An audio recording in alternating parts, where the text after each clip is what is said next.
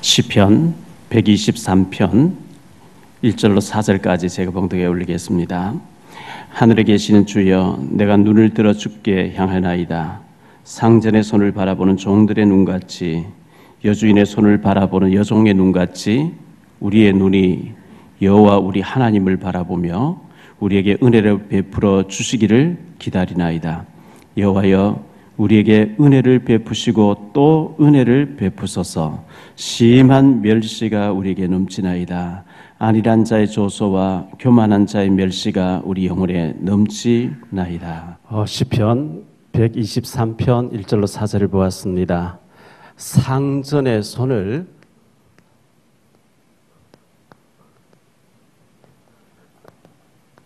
바라보는 종들의 눈같이,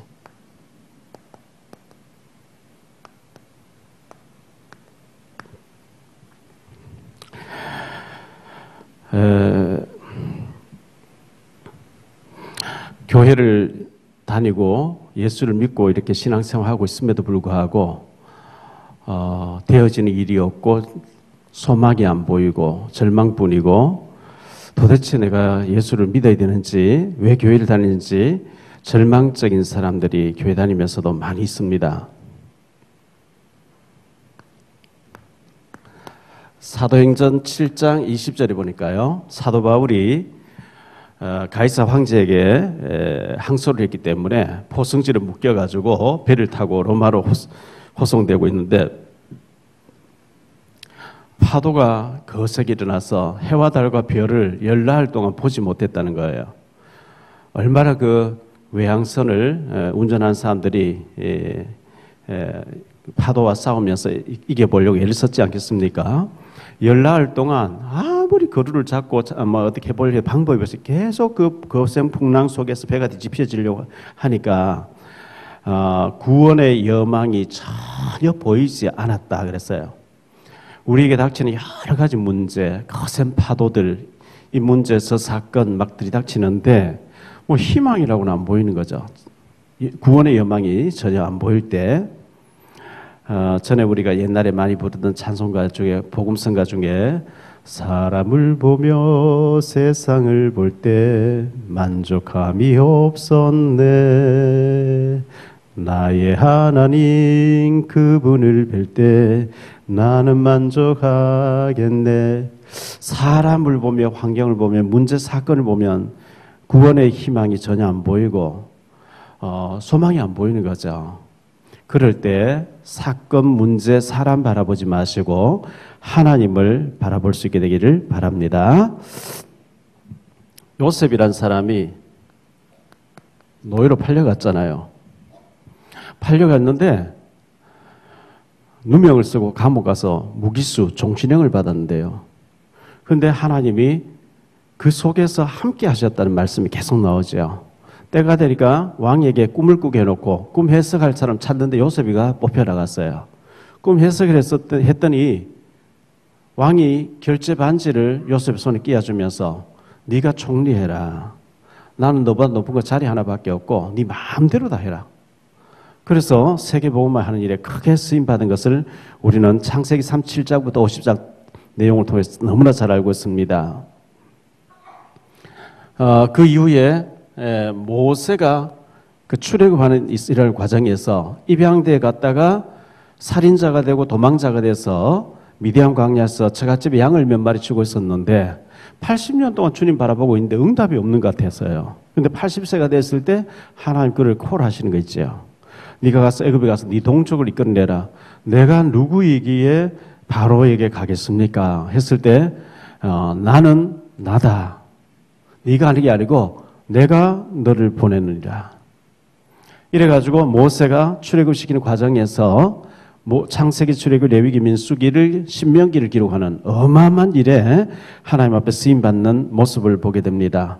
목동 다윗이라는 인물이 있었는데 양을 치는 자였는데 양을 치면서 곰과 사자가 나타나 자꾸 양을 물고 가니까 안 빼앗기려고 돌 던지는 연습을 계속하면서 사자를 때려잡고 했는데 하나님은 그 과정에서 왕궁을 준비하고 계셨고 골리앗을 준비해가지고 골리앗을 물리치게 되는데 완전히 세계화가 이루어져 버려 소문이 쫙 퍼져나가면서 그 이후에 많은 고난도 겪고 도망다니고 했지만 왕이 돼가지고 성전을 지어서 완전히 예배 문화를 정착시킨 일에 크게 쓰임받은 목동 다윗을 우린 잘 알고 있습니다. 기생 라합이 있었죠. 성경은 꼭 기생이라는 이름을 갖다 붙이고 있습니다. 이 사람은 완전 실패된 인생이었습니다.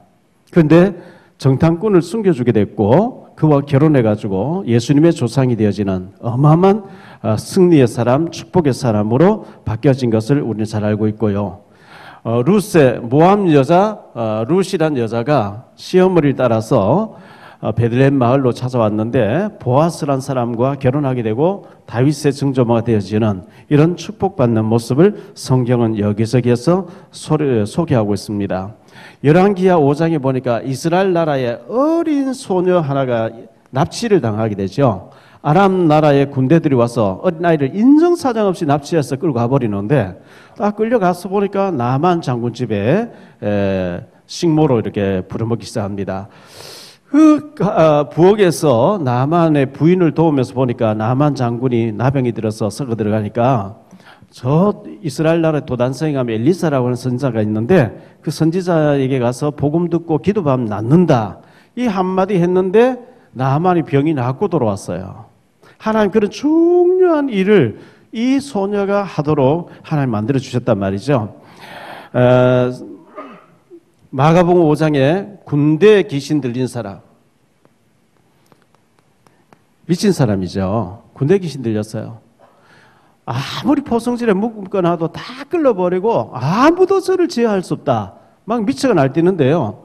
이 사람을 예수님 찾아오셔서 돼지 2,000마리에게 귀신이 들어가게 만들면서 시간 투자, 물질 투자해서 이 사람을 고쳐주었는데 이 사람이 귀신 들려서 날뛰다가 예수님 만나고 정신이 온전해지고 난 뒤에 얼마나 감격했는지 데가볼리에서 예수님을 증거하는 전도자로 바뀌어 있는 모습을 성경은 소개하고 있습니다. 사마리아 수가성 여자. 이 사마리아 자체가 저주받은 곳이잖아요. 사각지대잖아요. 아수리의 혼혈족들이잖아요. 결혼 5번 실패하고 정오에 낮에 물길로 나왔다가 예수님 만나고 난 뒤에 사마리아 복음화하는 일에 전도자로 쓰임받는 모습을 요한복음 4장에서 잘 밝혀주고 있습니다. 요한복음 5장에 보면 38년 된 병자 얘기 나오죠. 이 사람 나이가 몇 살인지 모르지만 38년 동안 아팠으니까 골몰이 말이 아닙니다. 예수님께서는 병세기에 오랜 줄 아시고 찾아오셔서 네 자리를 들고 가라 하는 순간에 완전 회복돼 버린 거 있죠. 이래가지고 예수님을 증거하는 사람으로 바뀌어지는 그 모습을 보게 되고 안전병이 나면서부터 안전병이 된 사람 거린이었죠. 사도행전 3장에 베드로가 은과 금은 내게 없지만 내게 있는 네게 준 나사렛 예수 이름으로 일어나 걸으라. 이 사람 걷기도 하고 뛰기도 하면서 대제사장 앞에 가서 예수님은 그리스도 맞다 이렇게 증거하는 전도자로 바뀌어지는 모습을 보게 되고요. 골로새서의 오네시모라는 사람은 노예였는데 물건을 훔치고 도망갔다가 사형당하게 되는데 로마에서 체포돼서 감옥에 들어갔는데 사도 바울이 갇혀있는 감옥이었어요. 이 오네시모가 노예로 있던 집에 주인이 빌레몬이라는 사람이었는데 그 빌레몬을 바울이 전도해서 세워놓은 사람이었거든요. 이래가지고 만나서 얘기해보니까 바울의 제자의 집에 노예로 있다가 도망 나와서 로마 감옥에서 만났단 말이죠. 이래가지고 바울이 이 사람을 복음을 전해가지고 편지를 써보내면서 빌레몬에게 오네시모를 용서해라. 이 사람 나의 신복이 됐다. 그리고 형제로 대하고 이 사람이 마음껏 주의를 하도록 도와주라. 이래가지고 오네시모가 목회자가 되어가지고 초대교회 성경 정경을 시키는 일에 자료를 많이 모아서 너무나 크게 헌신한 사람으로 기록되고 있습니다. 이렇게 봤을 때 육신적으로 보면 우리가 완전히 절망과 한숨과 소망이 보이지 않고 낙심되어지고 한다 할지라도 세상을 보고 사람 보고 환경을 보면 절망되는데 천지를 지으신 주 여호와를 바라볼 때 소망이 생기는 줄 믿습니다. 제가 그랬어요. 제 자신을 바라볼 때 아무것도 한숨밖에 안 나왔어요. 뭐가 되겠냐 이거. 매일 염려 걱정 어떻게 내가 살아가야 될지, 어떻게 공부해야 될지, 어떻게 애들 공부시킬 수 있을는지 그 생각하면 잠을 못 자고 눌리고 늘 그랬거든요. 영국의 역사상 최고의 수상이었던 윈스턴 처칠이라는 사람 얘기했죠. 성공하는 사람의 특징은 절망 속에서도 희망만 보고, 실패하는 사람의 특징은 희망 속에서도 절망만 보기 때문에 실패한다. 그렇습니다. 앞뒤 좌우 다 막혀있고 절망적인 환경이 있다 할지라도 하나님을 바라보는 통로는 열려있는 줄 믿습니다. 그분을 바라보고 그분 앞에 무릎 꿇고 그분 앞에 실되게 기도할 수 있는 힘이 있다고 하면 하나님은 하나님을 찾는 자를 내팽개치지 아니하시고 구원의 손을 내미시고 축복의 응답을 하시는 줄 믿습니다. 절대 절망이었고 절대 희망이 보이지 않았는데 성경을 보니까, 하나님을 바라보니까, 하나님 말씀을 보니까, 일어난 역사들을 보고 모든 인생들에게 응답하신 하나님을 보니까 소망이 생기고 희망이 생겨요. 인생은 한 번밖에 없는 마라톤 경기와 같습니다. 단거리 100m를 확 뛰어갔다 오면 되는데 풀코스로 가는 것은 좀 누가 앞섰다고 뭐 낙심할 필요 없어요. 왜? 생을 걸고 오랫동안 달려가야 되기 때문에. 좀 앞서건 뒤서건 좀 쳐듣고 뭐 뒤에 가도 괜찮아요. 왜? 먼 길이기 때문에. 그래서 멀리 보고 또 장거리를 보고 달려갈 힘을 비축하면서 달려가야 되는데요. 하나님은 우리를 나는 출애굽한 여호와의 군대, 낮출 여구르로 하나님 불러주셨습니다. 노예로 있었는데 기진맥진했는데 노예로 있다가 실패되게 그렇게 살다 죽어라 이게 아니고 하나님은 피를 바를 때 출애굽한 여호와의 군대로 부르셨는데 출애굽기 19장 6절에 보니까 제사장 나라로 쓰기 위해서 불러냈다. 제사장 나라, 세계복음화죠.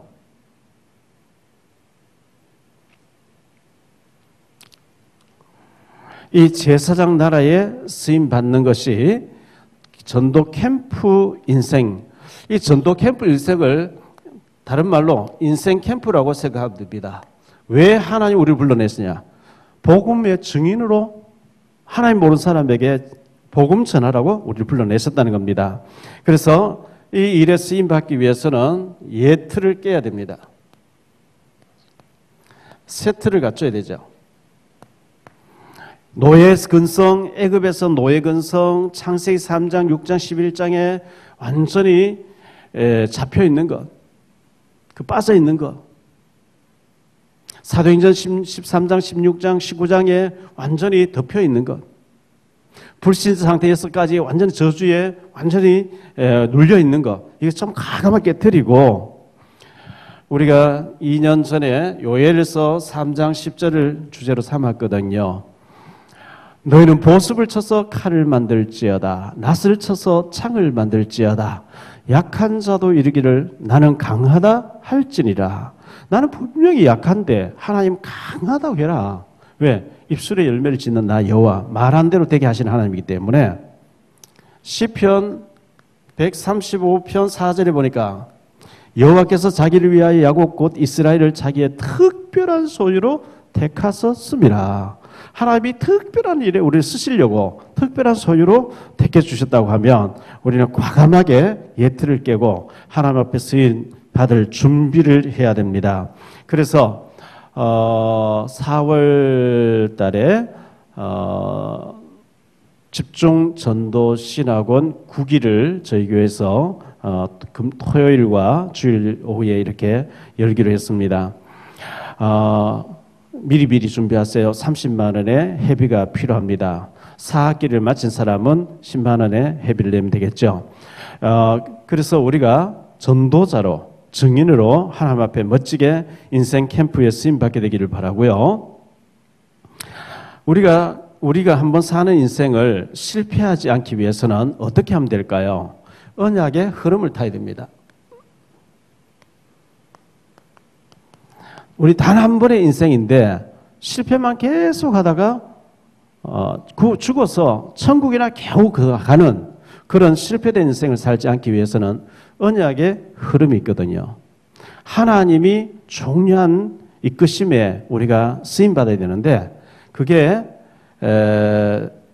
노아 시대에는 방주를 짓는 겁니다. 방주를 짓지 아니하면 다 죽는데요. 너 자신을 위해서 방주를 지어라. 노아는 막 평생을 이 방주 짓는데 생을 건 거예요. 축복받았죠. 아브라함 시대에 와서는 하나님께서 창세기 12장에 보니까 너는 너의 본토, 친척, 아비집, 정등 고향을 떠나서 인간들이 바벨탑을 쌓아서 창세기 11장에 보니까 하늘 꼭대기까지 쌓고 우리 이름 내자. 우리 문화를 만들어서 우리끼리 잘 살아보자. 하나님 없는 성공. 너는 거기서 무너질 바벨탑 속에서 무너져 죽지 말고 내가 네게 보여줄 땅, 예수님 오실 땅, 가나안 땅, 내가 준비한 땅으로 가라 그랬거든요. 아브라함이 가나안 땅으로 갔어요. 세월이 흘렀어요.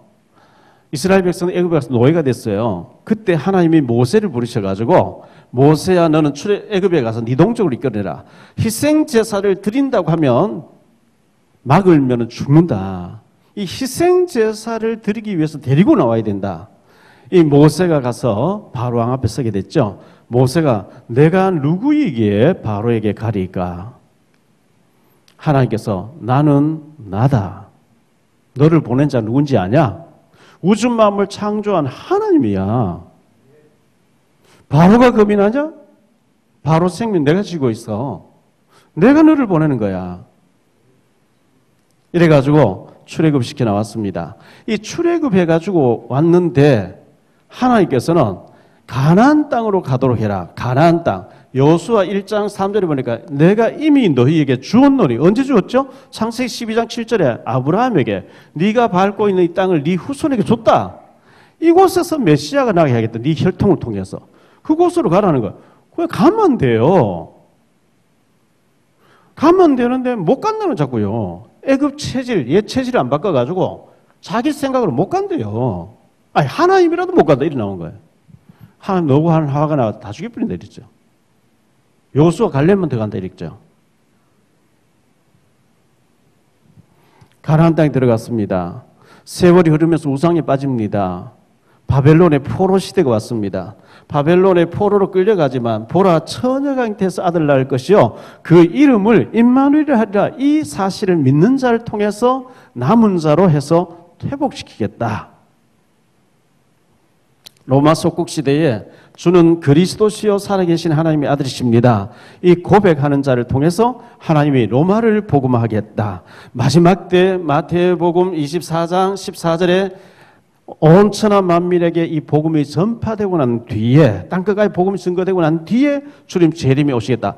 그러면 주님이 지구에 복음 못 듣는 사람 때문에 지구가 돌리게 계시구나. 나는 이 대열 속에 들어가 있어야겠구나. 이래 되면 언약 속에 우리가 흐르고 있는 거예요. 마태복음 28장 16절로 20절에 모든 족속으로 제자를 삼아라. 어디 가든지 제자 삼는 일에 내가 쓰임받아야 있구나. 마가복음 16장 15절에 온천하 만민에게 복음을 전파해라. 어떻게 하면 많은 사람에게 복음을 전할까? 이 복음이 땅끝까지 증거되는 지 주님 오신다. 이 속에 왜 우리가 돈을 벌어야 됩니까? 세계복음화 때문에. 왜 자녀를 공부시키게 됩니까? 세계복음화의 주역으로 쓰임받게 하기 위해서. 이 속에서 우리가 기도하고 이 속에서 흐름을 담죠. 우리의 모든 인생의 방향을 이것과 방향을 맞추고 살면 실패될래야 실패될 수 없어요. 지난번에 얘기했죠. 예수님을 모시고 배를 타고 가는 그 배에 풍랑이 몰아쳐가 비가 물이 들어가지고 뒤집어지려고 한 그 배는 안 뒤집어진다 그랬어요. 배가 뒤집어져서 예수님 빠져 죽고 예수님 제자들도 빠져 죽고 말이 됩니까? 그럼 지구가 없어서 버려야죠. 여기에 방향 맞추고 오직 우리 삶의 목적이 지역, 민족, 세계복음화 때문에 이 일에 내가 쓰임 받으리라 하고 준비하고 나가는 자에게 하나님은 때를 따라 돕듯 의뢰로 축복하실 줄 믿습니다. 나같이 연약한 자가 그 일에 쓰임 받습니다. 그렇습니다. 고린도전서 1장 27절 28절에 보니까요. 하나님은 미련한 자를 들어서 이 일을 하게 하신대요. 일부러 미련할 필요는 없죠. 하나님은 없는 자를 들어서 있는 자를 부끄럽게 하시고 천한 자를 들어서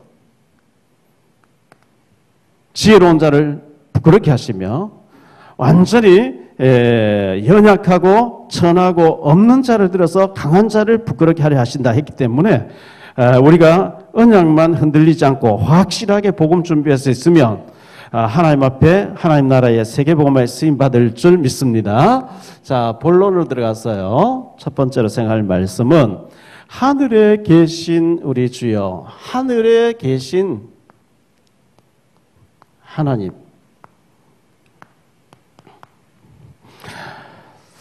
하나님은 우리 수준과 같이 우리처럼 연약하고 이런 분이 아니고 하나님은 절대적인 분이죠.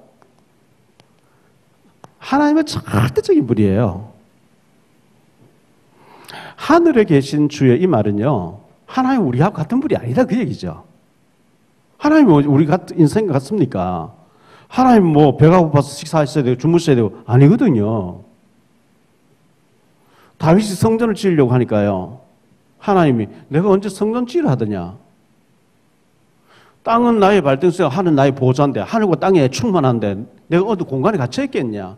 그러나 네가 하나님 앞에 예배드릴 공간을 짓겠다. 그 중심은 좋다. 내가 축복하겠다. 이러라고 거죠.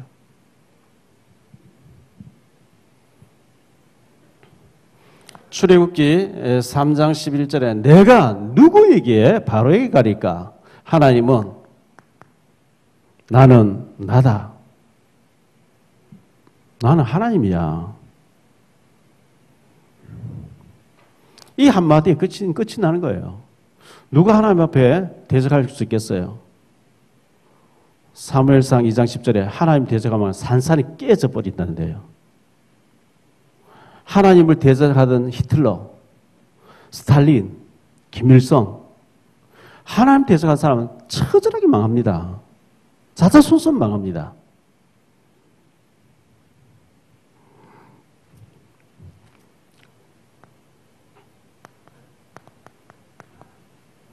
여호와께 능하지 못하심이 있겠냐? 그렇습니다. 하나님이 하시면 무조건 되어집니다. 없는 것도 있게 되고요. 여호와께 능하지 못함이 있겠냐? 사라가 아이고 100세 된 사람 어떻게 아기를 낳지? 난 90세인데 어떻게 아기를 낳지? 여자로서 생리현상이 다 끝났는데 어떻게 아기를 낳지? 하나님이 여호와께 능치 못할 일이 있겠냐?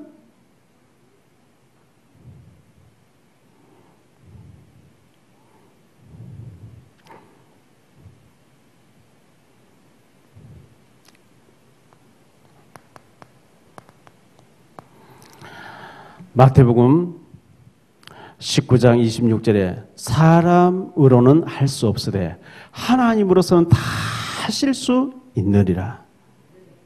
사람으로는 안 되는 일도요, 하나님이 결제하시면 끝나는 거예요.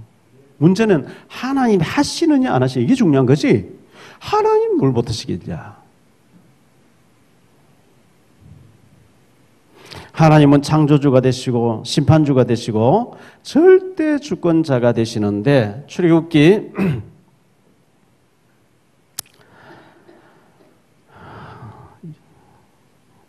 역대상입니다.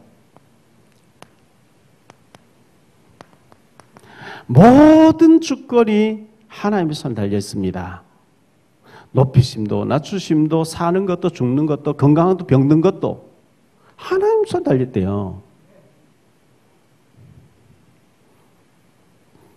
마태복음 6장 9절 이하에 보면 주기도문 나오죠. 15절까지 주기도문, 주님이 가르쳐주신 주기도문이 나오는데, 마태복음 6장 9절에 하늘에 계신 우리 아버지 이름이 거룩히 여김을 받으시오며, 하늘에 계신 우리 아버지, 하나님 하늘에만 계십니까? 온 천지 다 계시죠. 그 말은 하늘 어느 자리에 계시다 그 뜻이 아니고 높이 계신 아주 전능하신 그런 뜻이에요. 사람과 다르단 말이죠. 우리는 시공간의 제한을 받고 있고 능력의 제한을 받고 있는데, 하나님 우리 인생과 다르고요. 높이 계시면서 상상 초월할 수 있는 절대적인 자라는 그 표시가 하늘에 계신 주여, 이렇게 표현하고 있습니다. 마태복음 6장 1절에 보니까요, 사람에게 보이려고 그들 앞에서 너희 의를 행하지 않도록 주의하라. 그리하지 아니하면 하늘에 계신 너희 아버지께 상을 받지 못하느니라. 하늘에 계신 너희 아버지께 상을 받지 못한다. 하늘에 계신 너희 아버지란 말은 사람 수준과 다르단 말이죠. 우리는 땅에 발을 딛고 있잖아요.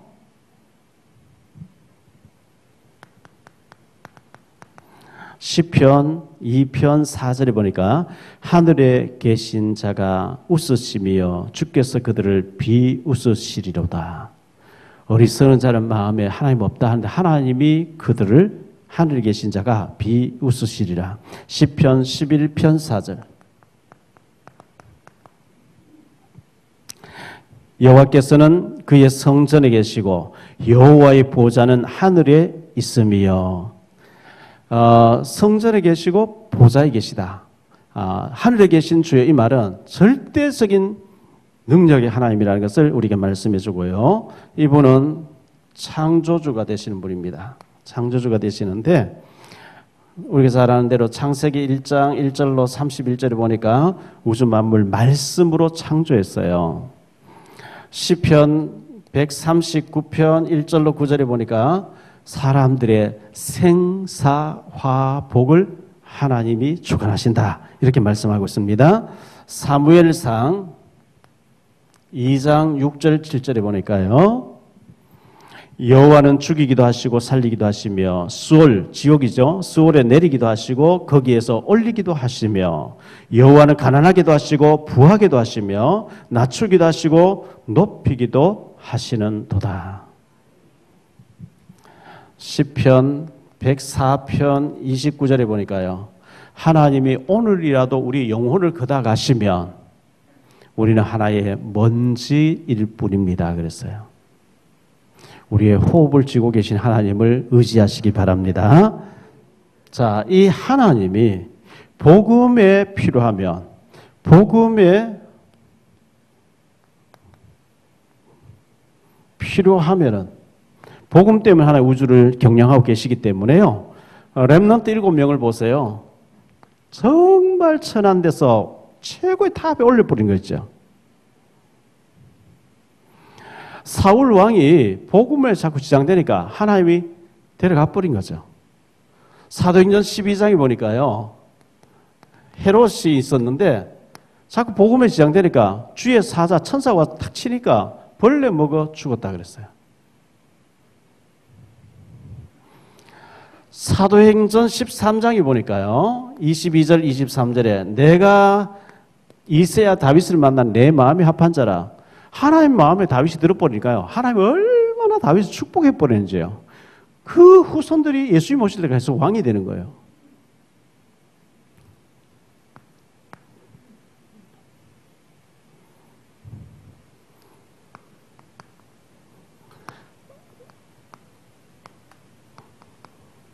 우리의 눈이 어디에 있는가가 참 중요하거든요. 우리는 볼 수 있는 눈이 어디를 보고 있냐, 이게 참 중요한데, 주를 향하는 눈,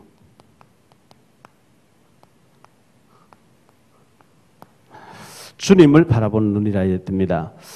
어떤 사람은 계속 돈을 바라보겠죠. 돈 하다 돌아버려요. 돈을 바라보지 마시고 돈을 주시기도 하고 그다 가시는 하나님 바라보셔야 돼요. 돈을 모았는데 병들어서 병원 다 갖다 줘, 아무것도 아니잖아요. 이 하나님 바라보셔야 되는데, 오늘 말씀 1절에 보니까요, 하늘에 계시는 주여 내가 눈을 들어 주께 향하나이다. 우리의 눈이 주님을 바라본단 말이죠. 주님 바라보는데, 2절에 보니까 상전의 손을 바라보는 종들의 눈같이, 여주인의 손을 바라보는 여종의 눈같이 우리의 눈이 여호와 우리 하나님을 바라보며, 이렇게 말씀하고 있어요. 자, 우리의 눈이 주를 바라보는 게 굉장히 중요하고요. 2절에 보니까 상전의 상전의 손을 바라보는 종같이 여종이 여주인의 손을 바라보듯이 우리가 하나님을 바라본다는 거죠. 제가 예전에 구미에서 만두집에 일했는데요. 그 만두집 사장님이 시내에 있는 비료 공장에 계시다가 구미에 친척집에 왔는데 역 앞에 만두집이 너무 잘 되는 거 보고 그 비료 공장 그만두고 구미에 와서 만두집을 차렸는데 만두집이 안 돼요. 잘 되는 집은 소문나서 잘 되지만 안 되는. 이분이 하다가 1년 좀 하다가 문 닫고 자기 아는 사람에게 부탁해가지고 조폐공사 경산조폐청이라고 있어요. 거기에 취업해서 들어갔더라고요. 그래서 늘 그분이 자랑하기를 내가 아는 사람, 절친한 사람, 중요한 우리 그 친척 중에 한 사람이 대통령 바로 옆에 다닌 사람이라. 그래서 그러면 총리냐고 제가 물어봤어요. 아니라는 거예요. 총리 아니면 누구냐고. 그보다 더 대통령 옆에 있다. 계속 그렇게 얘기해요. 알고 보니까 경호실장이었어요. 김종규라고 하는. 이래가지고 그분에게 부탁하니까 뭐 조폐청이 또 경산조폐공사에 취직돼서 이래 가는 걸 봤습니다. 근데 그분 통해서 들은 얘기였는데요. 박정희 전 대통령이 그때 뭐 얼마나 권력이 강했잖아요. 날아가는 새도 막 떨어뜨렸는데요. 산책을 가면서 비서실장 보고 야, 내 혼자 여기 산책을 하고 올 테니까 아무에게도 내가 있는 걸 알리지 마라. 그런데 이제 경호실장이 경호실에 있는 사람이 대통령 안 보이니까 어디 가셨냐 하니까 모른다는 말에 너무 충격돼가지고 정신 돌아버렸대요. 경호 선 사람은 24씩 봐야 되거든요. 그 정신이 문제 와가지고 정신병원에 넣어놓고 내 때문에 저리 됐으니까 저 가족들 다 책임져 주라 뭐 이런 얘기 했다는 것을 제가 그때 들은 얘기가 있어요. 경호실에 있는 사람 비서실장은요 계속해서 자기가 모시고 있는 사람의 움직임과 관심, 얼굴 표정 하나에 다 관심을 가지고 지켜봐야 되겠죠.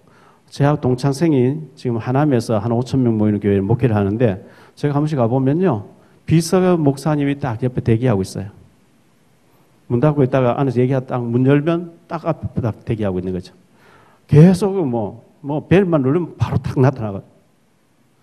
비서는 주인이 어디 지금 현재 무슨 얘기를 하고 있는지 막 계속 거기에 관심과 손발이 돼서 움직이려고 애를 쓰는 것처럼 상전의 손을 바라보는 종의 눈같이 여주인의 손을 바라보는 여종의 눈같이 내가 주님을 바라보나이다.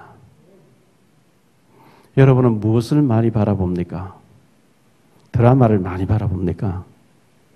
드라마 뭐 모르긴 해도 전부 뭐 불륜, 삼륜 뭐 이상한 거 아닙니까? 사탄이 만드는 작품들이니까요.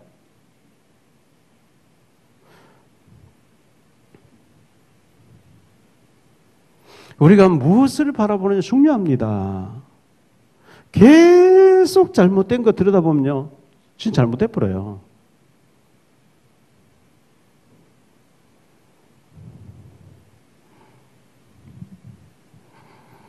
창세기 13장 1절로 18절에 보면 소돔 고모라에서 롯은 육신적이고 화려한 것을 바라보다가 그쪽으로 달려갔고 아브라함은 산속에서 하나님 앞에 예배드리면서 은혜를 구했는데 하나님이 아브라함 동서남북 종과 행을 전부 축복하고 육신의 화려한 것을 바라봤던 롯이 완전히 망해버린 것을 창세기 19장에서 확인할 수 있습니다. 열왕기하 5장 1절로 27절에 보니까 이 엘리사는 아람 나라에 복음 들어가는 나만을 통해 복음 들어가는 쪽에 관심이 있었는데 비서실장 게하시는 나만이 가지고 온 물질에 관심이 있는 거죠. 거짓말하고 가서 은을 받아오고 옷을 받아오고 하다가 나만의 나병이 영원히 너와 네 후손이 나병을 저주받는다 이렇게 되어 있었거든요. 보는 관점에 따라서 인생이 완전 달라져 후손까지 달라져 버린 거 있죠. 여호수아 2장 1절로 24절에 보니까 기생라합 얘기 나오잖아요. 여리고 사람들은 전부 육신적인 것에 벌벌 떨고 있었는데 기생라합은 하나님의 역사를 보고 정탐꾼을 숨겨주고 믿음표를 택했는데 예수님의 조상이 되어지는 걸 보게 됩니다. 민수기 13장 14장에 보니까 믿음 없는 10명은 전부 껍데기만 보고 왔어요. 여호수아 갈렙은 완전히 언약을 확인하고 온 거죠. 저들의 지도자 이미 다 도망갔다. 들어가 보니까 전 벌벌 떨고 있다. 가서 깃발만 꽂으면 끝난다. 믿음대로 되는 거거든요.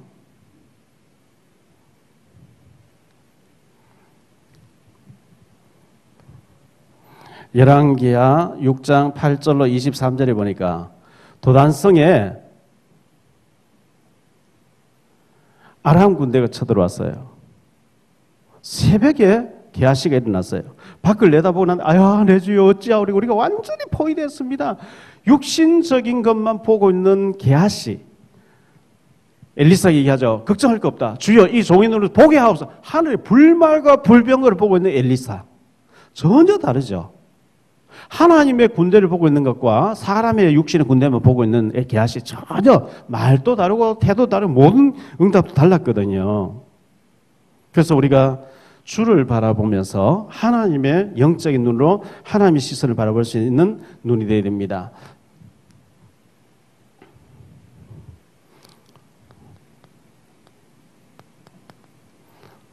이 종의 눈이 상전의 손을 바라보듯이 그랬습니다.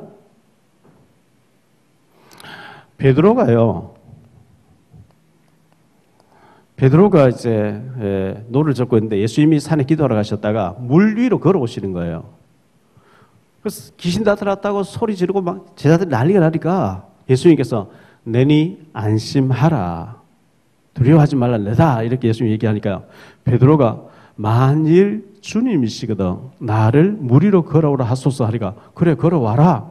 베드로가요 물 위로 막 예수님이 달려갔대요. 사람이 어떻게 물 위로 걸어갑니까? 그런데 예수님 바라보고 달려갈 때 물 위로 걸어갔는데 파도 소리와 더불어 큰 파도 달려오는 걸 보고 저 물이 나를 덮치겠구나 할 때에 물에 빠져버린 거죠. 예수님이 손을 잡아 일으키면서 왜 의심하였느냐? 믿음이 적은 자에 왜 의심하였느냐? 우리가 무엇을 바라보느냐에 따라 전혀 달라집니다. 주님 바라보면 문제가 문제 안 되는데 문제와 사건, 현실 모든 일어나는 일들만 바라보면 절망이 와버리는 거 있죠.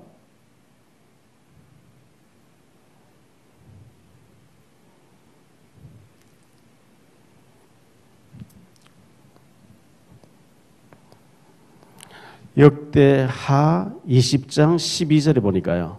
여호사밧 임금이 오직 주만 바라보나이다. 우리가 오직 주만 바라볼 수 있게 되기를 축원합니다. 이걸 보고 우리는 주바라기라고 얘기합니다. 해바라기가 햇빛을 따라서 얼굴이 이렇게 돌아갑니다. 우리가 주님을 바라보면서 주님 따라서 이렇게 바라볼 때 굉장한 응답이 있게 될 것입니다. 자, 우리가 어떻게 주를 바라보지요? 주님은 보면 죽는데요. 볼 수 없는 하나님인데. 주를 바라본다는 그 자체가 언약의 말씀을 묵상하는 거예요. 언약의 말씀을 붙잡고, 언약의 말씀 붙잡고 기도하고 고백하고 계속해서 묵상하는 것이 주님 바라보는 거예요. 하늘에 저기 하늘 쳐다보고 하나님이 보이면 주를 바라보면 되죠. 우리 예수님이 서울에 제일 큰 교회 계시다면 거기 가서 보면 되는데 우리 예수님은 그 사람의 눈을 볼 수가 없거든요. 말씀을 통해서 주님을 봐야 돼요.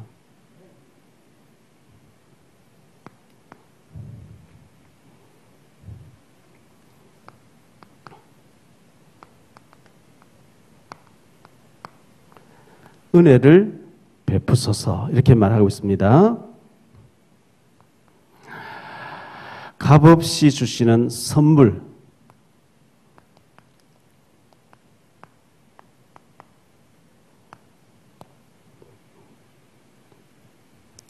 찬송가에 보면 은혜가 풍성한 하나님은 믿는 자 한 사람 한 사람 은혜를 주신다 그랬어요. 찬송가 305장에 보면 이제껏 내가 산 것도 주님의 은혜라. 정말 지금까지 살아있는 것이 하나님의 은혜인 줄 믿습니다. 은혜는 지난주에 제가 말씀드렸죠. 나 된 것은 내가 아니요 하나님의 은혜로 된 것이니. 로마서 8장 32절에 보니까 자기 아들을 아끼지 아니하신 자가 무엇을 아끼시겠냐. 시편 23편 1절에 보니까요. 여호와는 나의 목자시니 내게 부족함이 없으리로다. 내 잔이 넘치나이다 그래서. 요한복음 10장 10절에 도적이 오는 것은 죽이고 빼앗고 멸망시키려고 오는 것이지만 인자가 온 것은 섬기려 하고 더 풍성히 주기 위해서 오셨다 그랬어요. 하나님은 은혜를 풍성하게 주어서 풍성하게 하나님 나라를 누리기를 하나님 원하고 계십니다.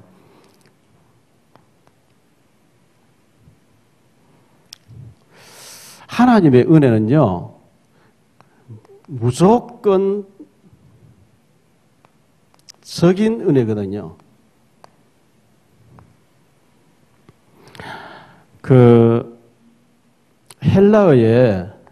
헬라어 신약은 헬라어로 쓰였는데요. 이 사랑이란 단어가 있는데 필레오라고 하는 사랑이 있어요. 혈육적인 사랑이죠. 부모가 자식을, 형제가 형제를. 스톨게라는 사랑이 있어요. 우정적인 사랑, 남자가 남자, 여자가 여자, 우정적인 사랑. 에로스라고 하는 사랑이 있는데 애정적인 사랑, 남녀 간의 애정적인 사랑. 로고스라고 하는 사랑이 있는데 이거는 무조건적인 조건 없는 하나님의 사랑을 로고스라고 해요. 이 로고스적인 사랑, 내가 네게 이래 해주니까 네가 이래 갚아 이게 아니고 부모가 자식을 낳고 난 뒤에 끊임없이 돌봐주고 희생하면서 공부시키고 뒤를 밀어주고 그거 해서 나중에 이자까지 많이 해서 갚아 이게 아니에요. 조건 없이 자녀이기 때문에 주는 것처럼 하나님의 이 은혜는 조건 없이 사모하는 자에게 거저 주시는 은혜입니다.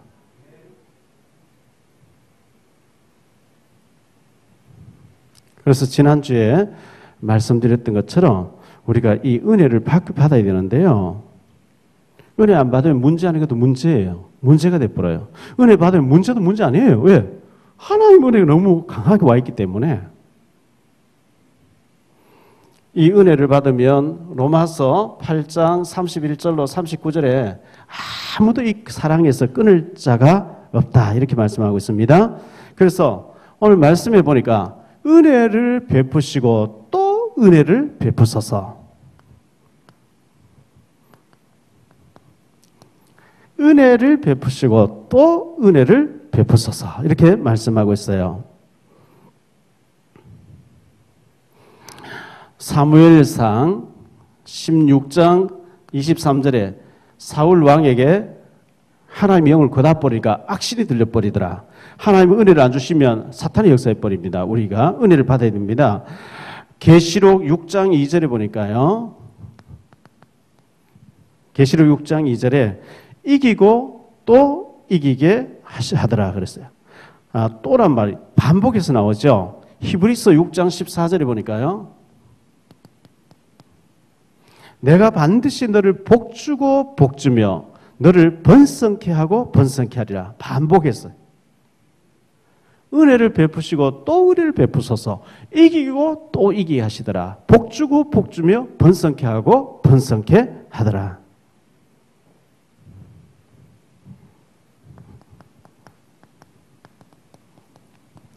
이사야 55장 1절로 3절에 오라 너희 목마른 자들아 물로 나오라 돈 없는 자도 오라 너희는 와서 사 먹되 돈 없이 값 없이 포도주와 젖을 사라 너희가 어찌하여 양식이 아닌 것을 위하여 은을 달아주며 배부르게 하지 못할 것을 위하여 수고하느냐 내게 듣고 들을지어다 그리하면 너희가 좋은 것을 먹을 것이며 너희 자신들이 기름진 것으로 즐거움을 얻으리라 너희는 귀를 기울이고 내게로 나와 들으라. 그리하면 너희 영혼이 살리라. 내가 너희를 위하여 영원한 언약을 맺으리니 내가 너희를 위하여 곧 다윗에게 허락한 확실한 은혜니라. 하나님 앞에 나오면 하나님 은혜를 주시겠다고 이렇게 말씀하고 있어요.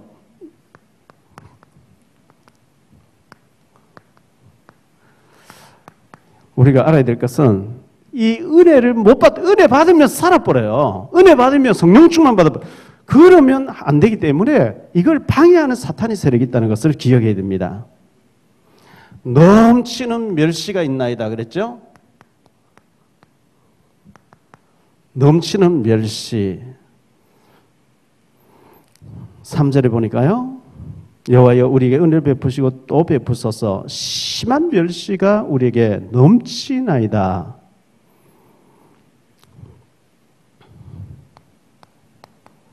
욥이 있었는데요. 욥이 사탄이 하나님께 와서 하나님이 까닭 없이 욥을 축복하니까 욥이 하나님 섬기지 물질 걷어가면 당장 하나님 저주할 건데요. 그래 생명만 건드리지 말고 네가 한번 해봐라 이렇게 했거든요. 근데 욥이 막 얼음 당했어요. 자녀들 10명이 죽어버렸어요. 부인 집 나갔어요.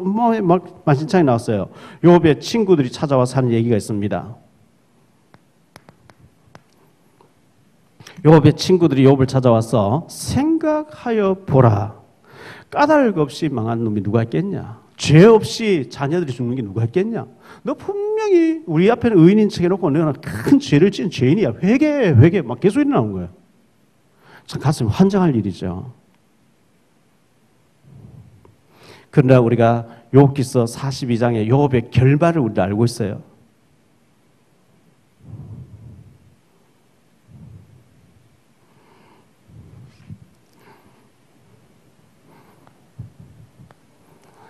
사무엘상 17장에 보니까 블레셋 사람이 다윗을 심히 조롱하고 네가 나를 개로 여기고 막대기를 들고 나왔냐. 저주인데요. 그 저주가 자기에게 당하는 거 있죠. 우리가요. 저주를 함부로 하면 그게 자기에게 돌아와 버려요. 우리는 무조건 축복하셔야 됩니다.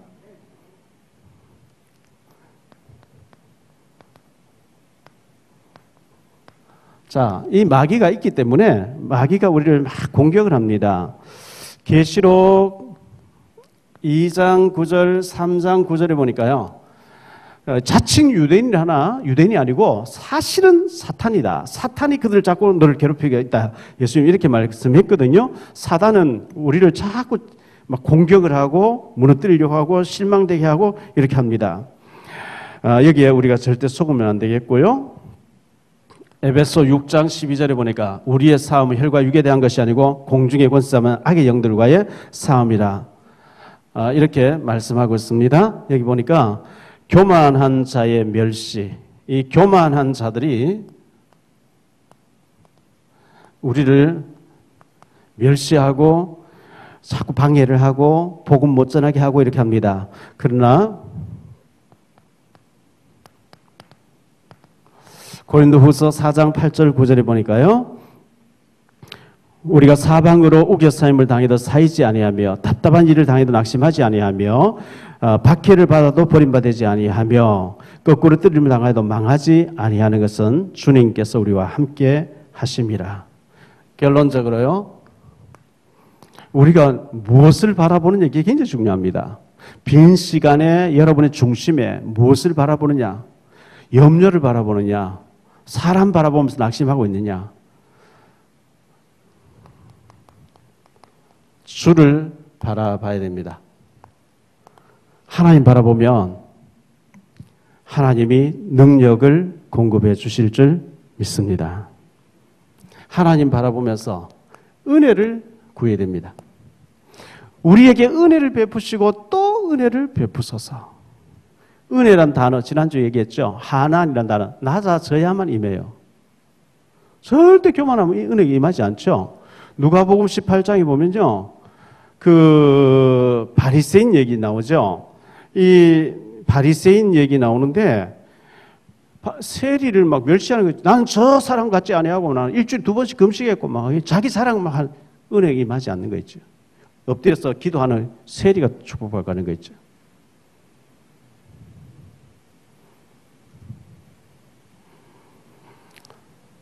시편 42편 1절에 목마른 사슴 시냇물 찾기에 갈급한 같이 베드로전서 2장 2절에 어린아기가 엄마의 젖을 사모하듯이 은혜를 사모하라. 반드시 은혜 생활 은혜 받지 못하게 우리를 공격하는 심한 멸시를 주려고 사탄이 있다는 말이죠. 이 은혜를 받아야만 이걸 깨뜨리고 승리할 수 있어요. 그래서 제가 이 시편 123편을 제가 너무 좋아하기 때문에 이 말씀을 생각하면서 전하게 됐는데요. 여러분, 영적인 눈을 하나님에게 고정하세요. 텔레비에 고정하지 마시고, 드라마에 고정하지 마시고, 문제 사건을 막 고정하지 마시고, 주님 바라보셔야 영적인 힘을 얻습니다. 주님 바라보고 은혜 받아야 사탄이 다 꺾입니다, 주변에. 승리하시기를 예수 이름 축원합니다. 주님 감사합니다. 우리에게 은혜를 베푸시고 또 은혜를 베풀어 주옵소서. 내가 눈을 들어서 주를 바라보나이다. 심한 멸시와 사탄의 공격이 있지만 은혜 받으면 문제가 문제되지 않고 승리하게 하실 줄 믿습니다. 우리 사랑하는 성도님들, 너무나 영적인 싸움에 세상에 힘들고 지친 가운데 주님 바라보다가 큰 힘을 얻게 하옵소서. 모든 문제는 축복으로 바뀌어지게 해 주옵소서. 기도 제목이 응답이 되게 해 주옵소서. 하나님의 임재를 느끼게 하옵소서. 이 시간 예물 드립니다. 모든 경제가 회복되어지는 축복의 예물이 되게 해 주옵소서. 주 예수 그리스도 이름으로 축복하며 기도하옵나이다. 아멘.